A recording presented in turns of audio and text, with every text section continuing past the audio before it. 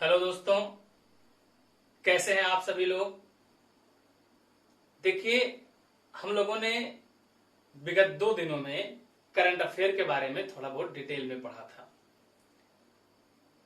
ये प्रयास किया जा रहा है, हम ये प्रयास कर रहे हैं कि आपको वीकेंड में, खास करके सैटरडे और संडे में, जैसे कि क्लास में हम लोग करंट अफेयर हफ्ते हफ्ते भर का पढ़ते थे, तो वीकेंड में हम आपको करंट अफेयर दिया करें, वो आप पढ़ा करें।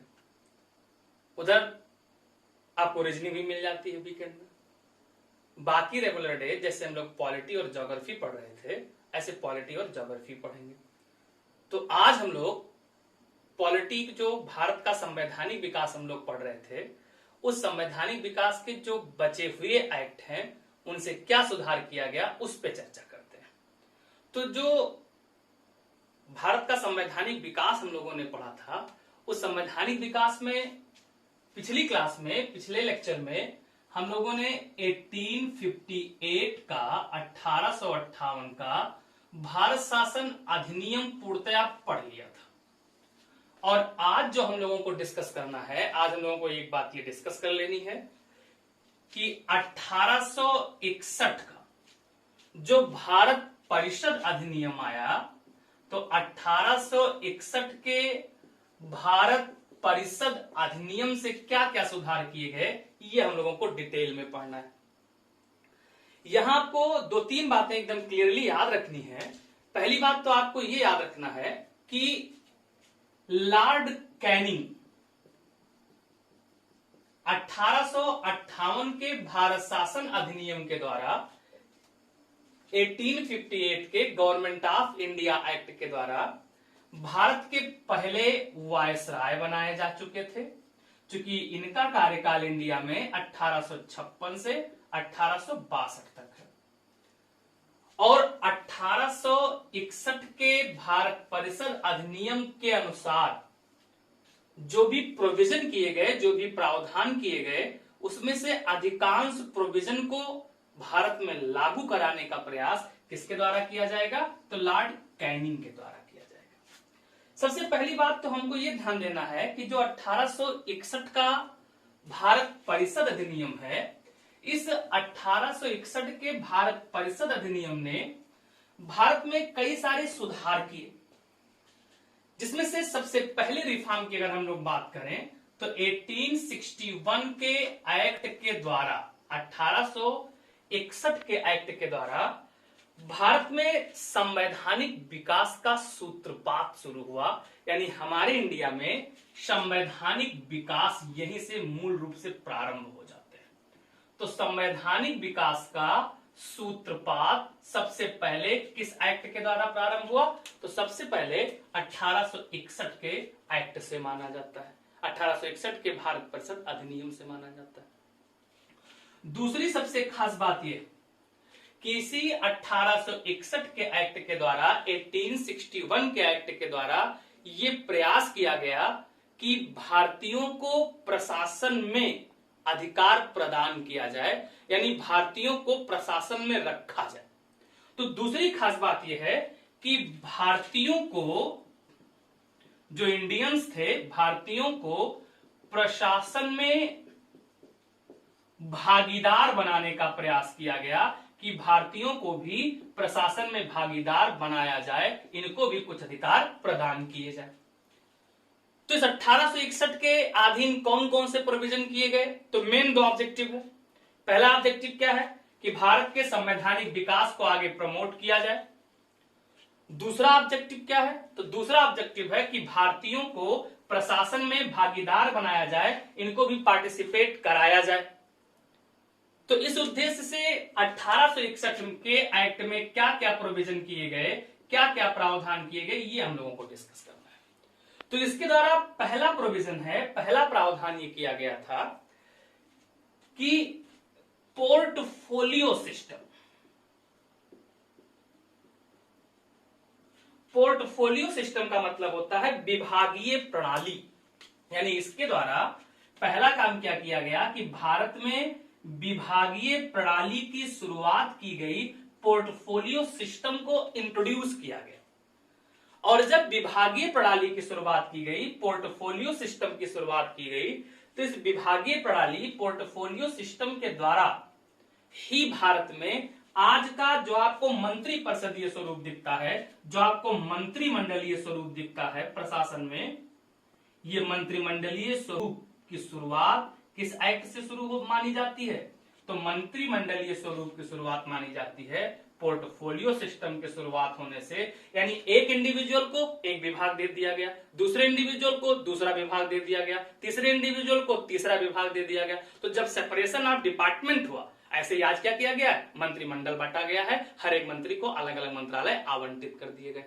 तो पहला काम क्या हुआ? पहला प्रोविजन हम लोगों ने पढ़ा कि विभागीय प्रणाली की शुरुआत की गई, पोर्टफोलियो सिस्टम को इंट्रोड्यूस किया गया, और यही आज का जो हमारा प्रशासन है, इस प्रशासन में मंत्रिमंडलीय व्यवस्था, मंत्रिमंडलीय स्वरूप की यहीं से शुरुआत मानी जाती। ये बात समझ में है? अब दूसरा प्रोविजन देखते हैं। दूसरा प्रावधान किया गया था, सेकेंड प्रोविजन जो इसके द्वारा किया गया, हम लोगों ने पढ़ा था कि जब 1858 का चार्टर एक्ट आता है, तो 1858 का जब गवर्नमेंट ऑफ इंडिया एक्ट आया, तो इस 1858 के गवर्नमेंट ऑफ इंडिया एक्ट से हम लोगों ने ये पढ़ा था कि इसके ये प्रोविजन कर दिया गया कि जो भारत के गवर्नर जनरल हैं, अब उनको क्या कहा जाएगा? वायसराय कहा जाएगा।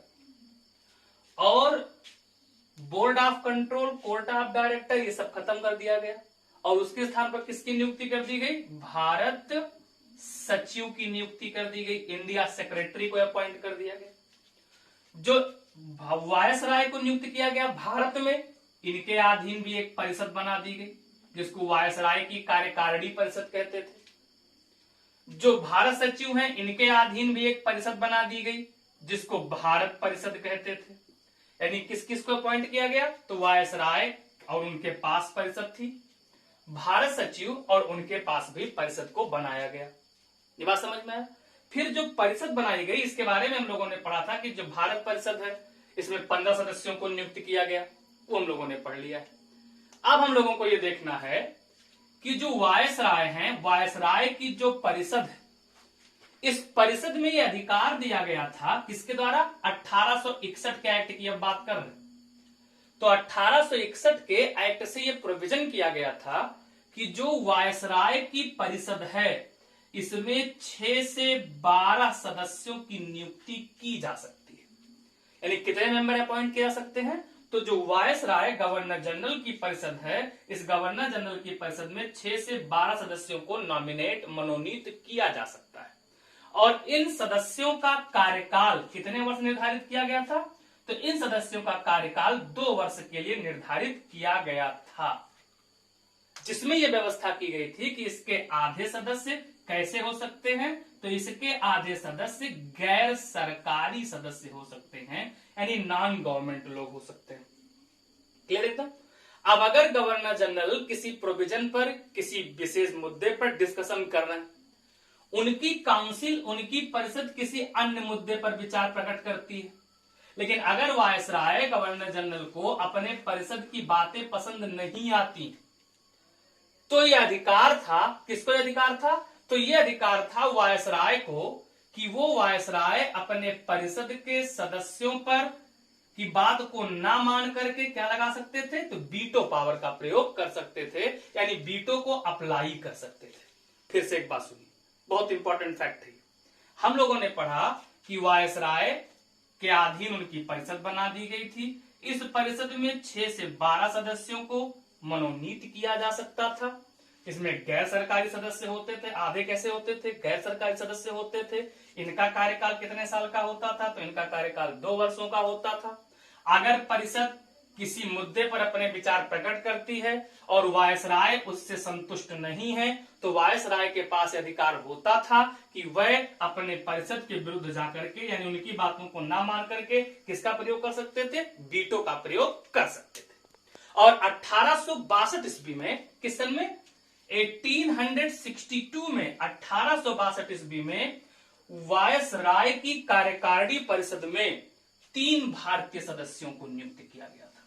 कितने भारतीय मेंबर अपॉइंट किए गए थे? तो वायसराय की कार्यकारिणी परिषद में 1862 में 3 भारतीय सदस्य नियुक्त किए गए थे।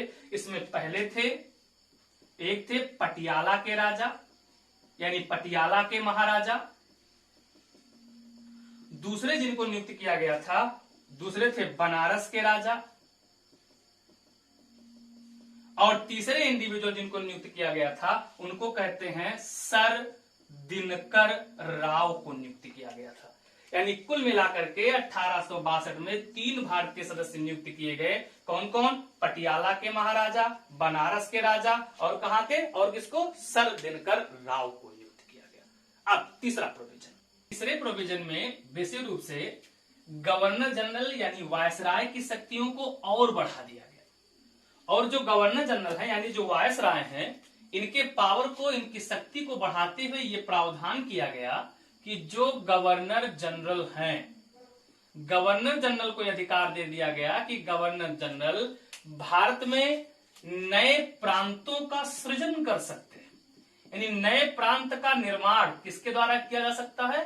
तो नए प्रांत का निर्माण गवर्नर जनरल के द्वारा किया जा सकता है। और अगर गवर्नर जनरल को उचित लगता है तो इस नए प्रांतों में वह गवर्नर की नियुक्ति भी कर सकते हैं। अगर वे गवर्नर की नियुक्ति नहीं करते हैं तो यहां पर लेफ्टिनेंट गवर्नर की नियुक्ति कर सकते हैं। ये सारे अधिकार किसको दिए जा रहे हैं? गवर्नर जनरल को दे दिए गए। अगर नए प्रांत का निर्माण करना है तो इसके लिए किसी भी प्रांत की सीमा में परिवर्तन करने का अधिकार, इसकी क्षेत्रफल को, किसी भी प्रांत के क्षेत्रफल को कम या अधिक करने का अधिकार भी किसको प्रदान कर दिया गया? तो इसको कम या अधिक करने का अधिकार प्रदान कर दिया गया, गवर्नर जनरल को प्रदान कर दिया गया। ये बात समझ में है?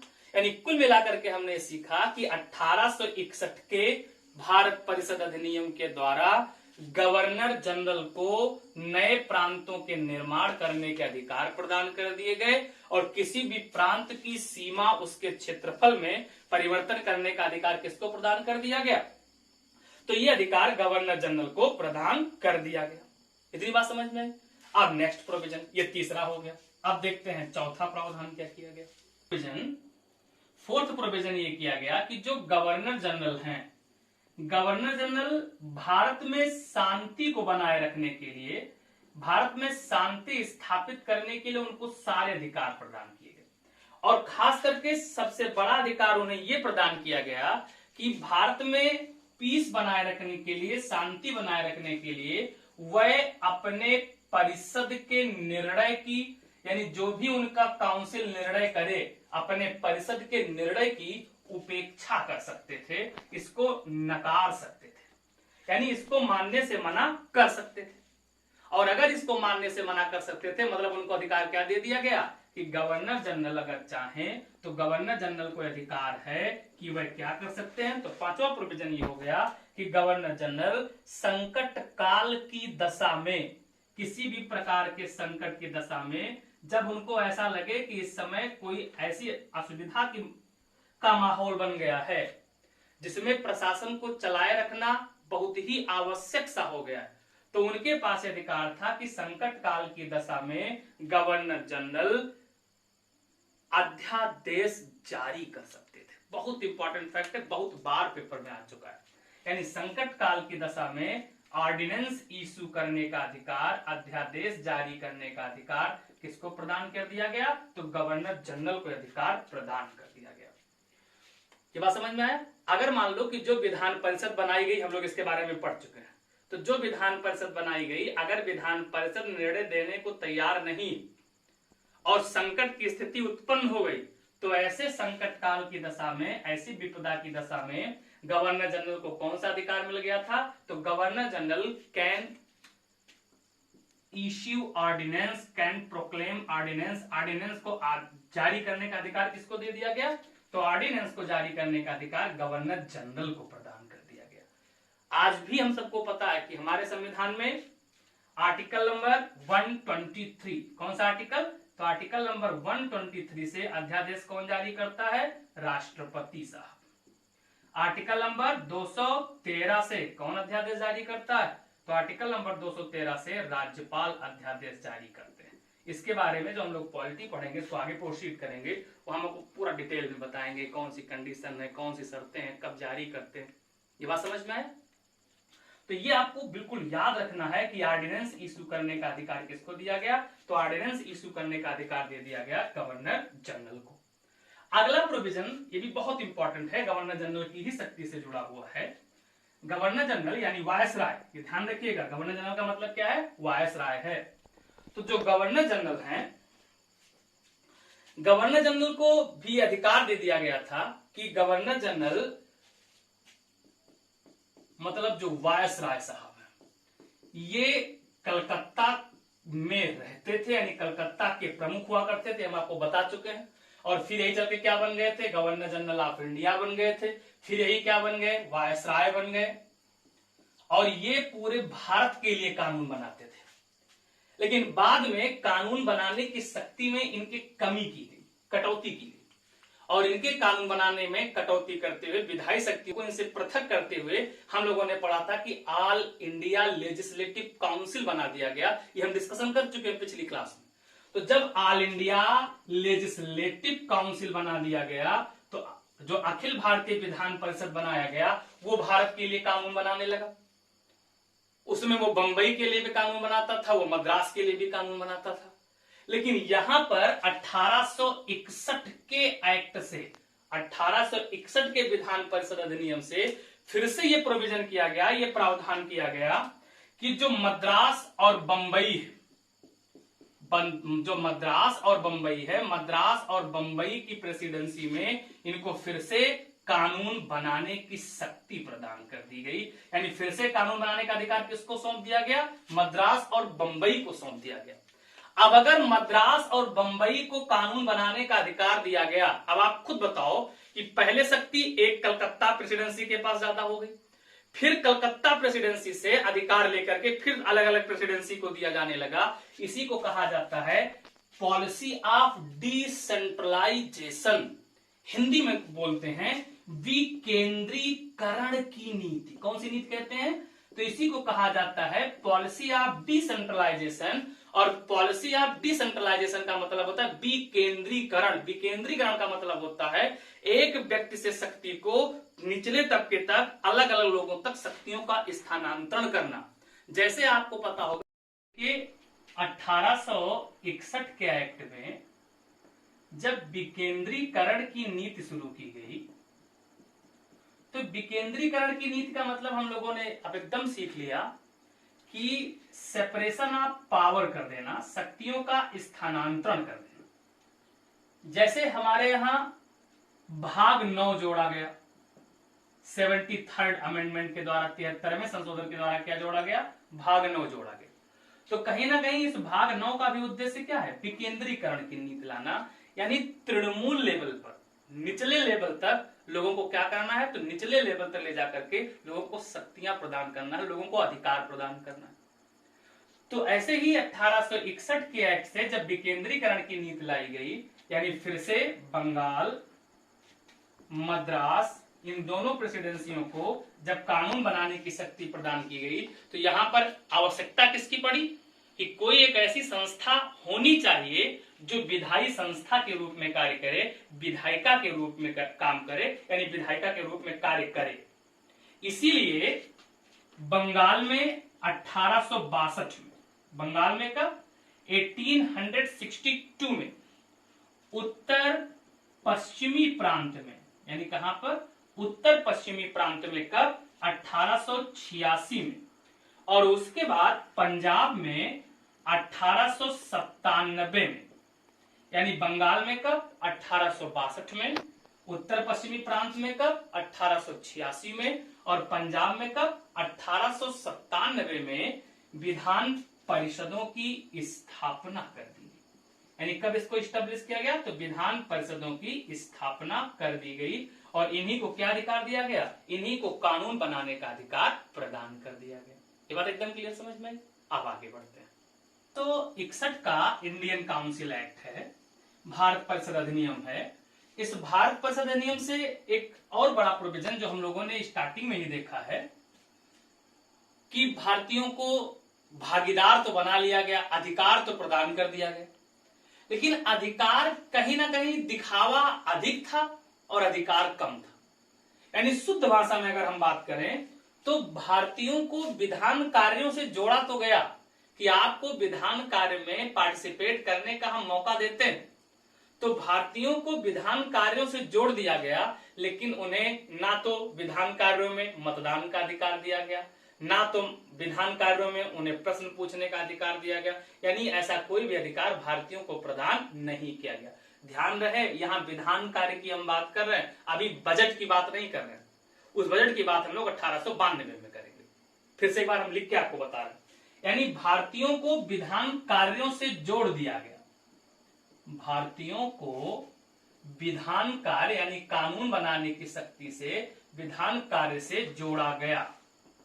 तो भारतीयों को विधान कार्यों से जोड़ा गया, परंतु भारतीयों को, जो भारतीय हैं, इन भारतीयों को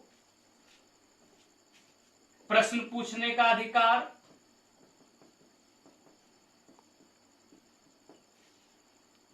चर्चा करने का अधिकार, चर्चा करने का अधिकार प्रदान नहीं किया गया। यानी ये न चर्चा कर सकते हैं, न प्रश्न पूछ सकते हैं, न मतदान कर सकते हैं, और ना ही इनको मतदान करने का अधिकार दिया गया। तो केवल कहीं ना कहीं भारतीयों को विधान कार्यों से सिर्फ जोड़ा गया, लेकिन अभी इनको एज सच कोई राइट प्रदान, कोई अधिकार प्रदान नहीं किया गया।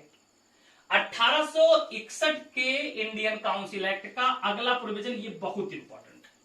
इसमें यह किया गया था कि जो भारत परिषद है, याद आया भारत परिषद? भारत परिषद का मतलब कि जो भारत सचिव हैं, इन भारत सचिव के सहायता के लिए जो परिषद बनाई गई थी, उसी परिषद को नाम कहा देते थे? तो उसी परिषद को नाम देते थे भारत परिषद। तो जो भारत परिषद है, इस भारत परिषद को विधायी संस्था का अधिकार दे दिया गया, यानी इसको भी विधायी संस्था के जैसा अधिकार दे दिया गया। और विधायी संस्था का अधिकार देते हुए इसे भारत में रहने वाले, चाहे वह अंग्रेज हो, ध्यान सुनिएगा, भारत में रहने वाले, चाहे वो ब्रिटिशर्स हो, चाहे वो भारतीय प्रजा हो, चाहे वो भारतीय राजा हो, चाहे वो ईस्ट इंडिया कंपनी या जो भी लोग ब्रिटिश क्राउन के अधीन कार्य कर रहे हैं, क्या ईस्ट इंडिया कंपनी चूंकि अधिकार खत्म हो गया है, तो वह सारे लोग जो कर्मचारी के रूप में कार्य कर रहे हैं, इन सबके लिए कानून बनाने का अधिकार किसको प्रदान कर दिया गया? तो इन सबके लिए नियंत्रण का अधिकार, कानून बनाने का अधिकार किसको दे दिया गया? तो कानून बनाने का अधिकार दे दिया गया भारत परिषद को। किसको दे दिया गया? भारत परिषद को अधिकार प्रदान कर दिया गया। ये बात एकदम क्लियर समझ में आ गई? तो ये जो सारे प्रोविजन हम लोगों ने अब तक डिटेल में डिस्कस किए, ये वास्तव में किस एक्ट से जोड़े गए? तो 1861 भारत परिषद अधिनियम के द्वारा जोड़े गए। अब हम लोग चर्चा करेंगे तुरंत 1892 का भारत परिषद अधिनियम। भारत परिषद अधिनियम 1892, जो भारत परिषद अधिनियम 1892 है, इसकी एक बात बहुत ही इंपॉर्टेंट है। पहला प्रोविजन इसमें जो किया गया है बहुत खास है। इसी एक्ट के द्वारा, इसी अधिनियम के द्वारा भारत में निर्वाचन पद्धति की शुरुआत की गई, इलेक्शन सिस्टम को शुरुआत किया गया, निर्वाचन पद्धति की शुरुआत मानी जाती है। इसमें यह किया गया कि जो प्रांतीय परिषदें थी या प्रांतीय विधान परिषद थी, इस प्रांतीय विधान परिषद में जो गैर सरकारी सदस्य होते थे, इन गैर सरकारी सदस्यों को नगरपालिका, यूनिवर्सिटी इत्यादि के द्वारा अप्रत्यक्ष रूप से निर्वाचित करना शुरू कर दिया गया। हालांकि यहां निर्वाचन शब्द का प्रयोग नहीं किया गया है, यहां पर इनके लिए जो शब्द का प्रयोग किया गया उसे कहते हैं नॉमिनेट करना, यानी मनोनीत करने शब्द का प्रयोग किया गया है। लेकिन कहीं ना कहीं यहीं से शुरुआत किसकी मानी जाती है? तो यहीं से शुरुआत मानी जाती है निर्वाचन पद्धति की शुरुआत, इलेक्शन सिस्टम, इलेक्टोरल सिस्टम की शुरुआत किस एक्ट से की गई? 1892 के भारत परिषद अधिनियम से शुरुआत की गई। तो पहला प्रोविजन क्या हो गया कि भारत में निर्वाचन पद्धति आरंभ की गई, इलेक्शन सिस्टम को इंट्रोड्यूस किया गया। ये बात समझ में है। दूसरा जो प्रोविजन इसमें किया गया था, दूसरा प्रोविजन ये था कि जो परिषद थी, इस परिषद के सदस्यों को और अधिकार प्रदान किए गए, इसमें भारतीयों को भी और अधिकार प्रदान किए गए। तो दूसरा प्रोविजन ये किया गया, परिषद के शक्ति में विस्तार किया गया। यानी जो परिषद है, इस परिषद के शक्ति में विस्तार किया गया।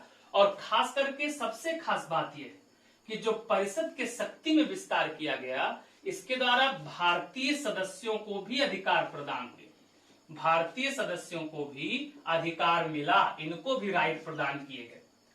परंतु जो भारतीय सदस्य थे, अब ये बजट पर चर्चा कर सकते थे,